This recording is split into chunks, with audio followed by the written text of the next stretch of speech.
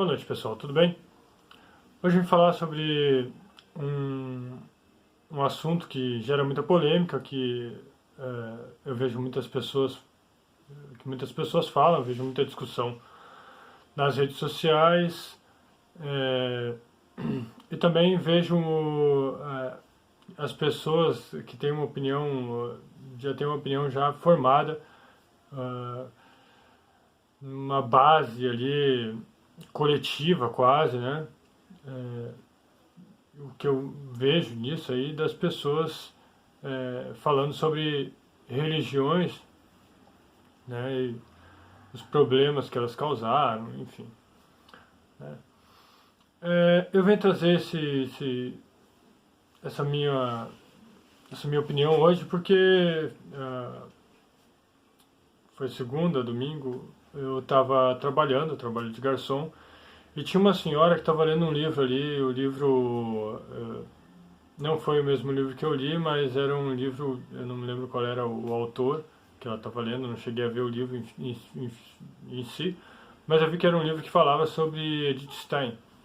Né? Essa é uma santa, é, uma santa católica, alemã. Não me lembro qual é que era o nome dela, de, qual foi o nome, né, que deram para ela como santa, Benedita da Cruz, uma coisa assim, não me lembro direito. Faz muito tempo que ele se... Enfim. Eu comecei a conversar com essa senhora e ela falou alguma coisa ali em relação à religião católica, enfim. E daí já partiu mais para um papo mais abrangente ali sobre as religiões hoje, né?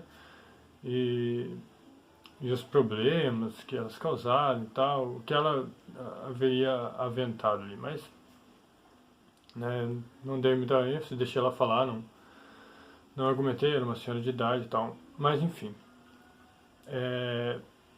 Por que, né, as pessoas têm essa compreensão de que a religião é uma coisa retrógrada e que faz mal e que destruiu a sociedade, fez muito mal para a sociedade, né? Chamada aí a Era das Trevas, enfim. Por que isso foi criado, né? Essa Edith Stein, ela era descendente de judeu, né? Ela teve uma crise de fé na adolescência e até que ela se encontrou ali dentro do catolicismo, ela virou católica, fez os votos dela temporários, depois fez os votos permanentes. Ela saiu de alguns lugares porque sabia que ia ser perseguida, foi para a Holanda. Chegando na Holanda, ela foi atuada pela Gestapo, né? E ali ela foi presa por confessar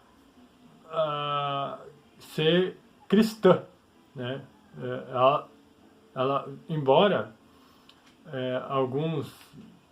tem alguns relatos de que a Gestapo e o nazista eles eram cristãos, eles prenderam ela por ser cristã, não por ser judia. Ela confessava o cristianismo, ela adotava o catolicismo, né? Ela era ela já era uma filósofa e tal, da teologia alemã.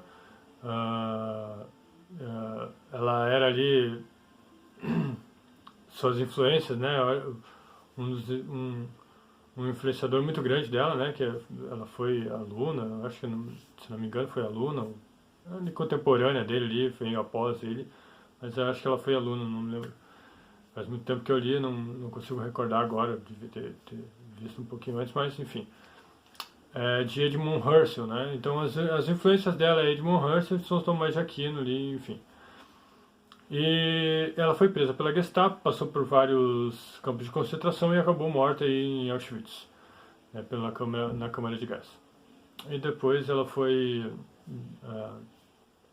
beatificada e tal, canonizada pelo João Paulo II. Mas por que eu vim falar disso? Porque eu vejo ali que há entre as pessoas, né, um, um embate muito forte contra as religiões, né? As pessoas basicamente falam muito mal das religiões, eles não gostam, falam que é retrógrado, enfim, que fez atrocidades na, toda a era, enfim, toda aquela coisa que a gente conhece, toda aquela celeuma, né? Mas a verdade é que as religiões, elas são formadas por comunidades, né? Pessoas ali em, em comum acordo, né? Tem ali uma posição de pensamento, tem dogmas, enfim, das quais elas se articulam e convergem entre eles e se associam ali para formar uma sociedade, uma micro-sociedade ali dentro da sociedade, enfim. Elas são livres ali para ter o seu culto, enfim. Isso, basicamente é isso. É claro que tem ali as diferenças, tem coisas que é religião, tem coisas que é seita, mas não quero entrar nesse assunto. Não é esse detalhe. O fato é que as pessoas se associam para ali beneficiar a sua própria sociedade, né, dentro da igreja, dentro da religião, dentro, enfim, do que você acha que é. E, de alguma forma, elas se ajudam e também ajudam as outras pessoas. As igrejas fazem isso de maneira muito, muito ostensiva, né?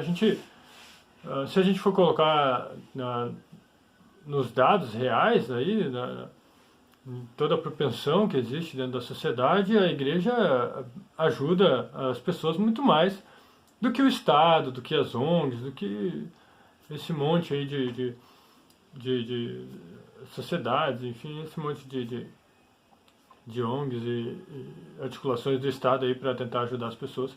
A igreja faz infinitamente mais, né?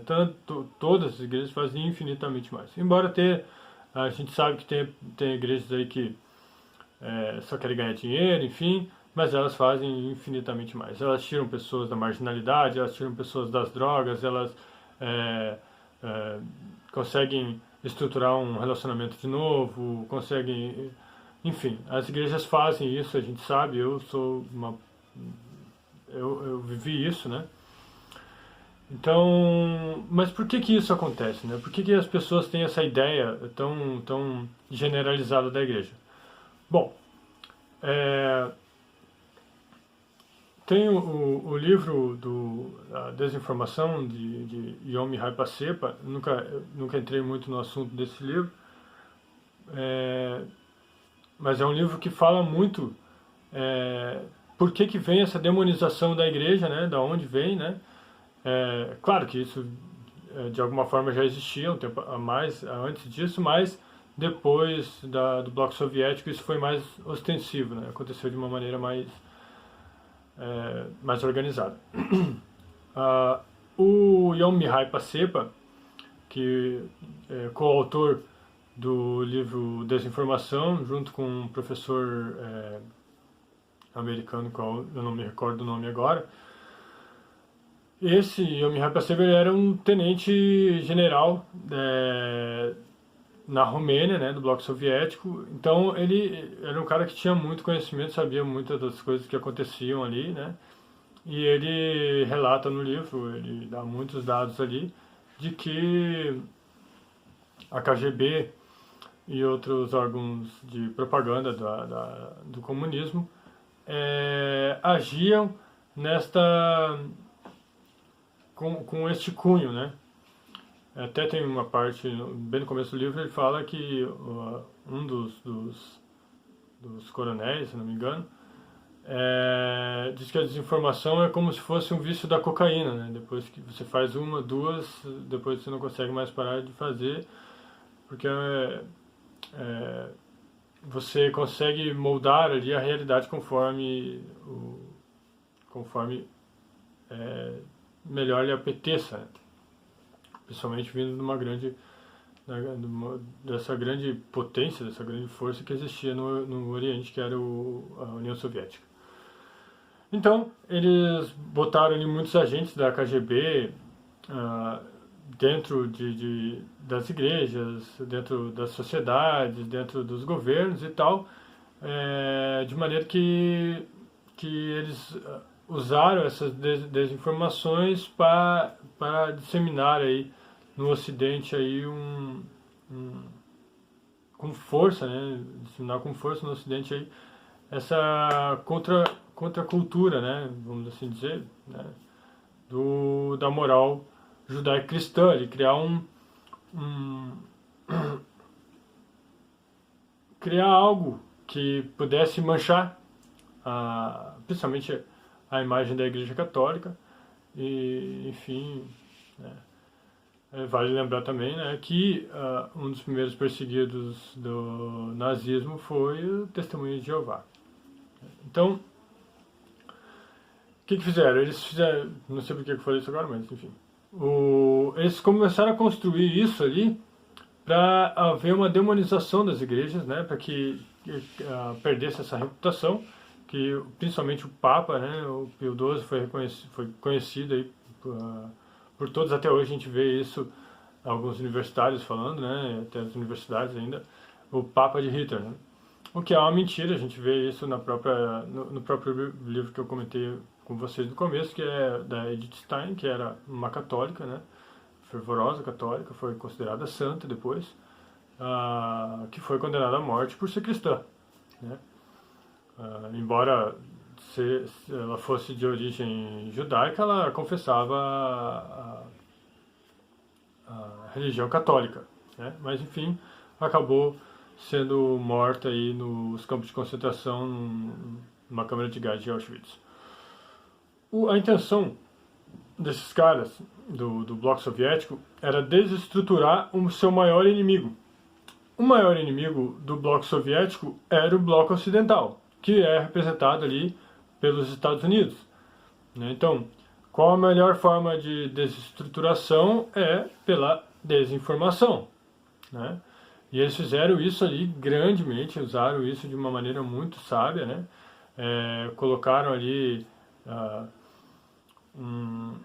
uma forte rede de propagandistas do comunismo, né? Como o comunismo era bom, enfim e tal, e usaram isso também para criar desinformação e um monte de coisa aí, como a gente próprio já sabe, né? Quem está mais por dentro aí sabe o que aconteceu, né?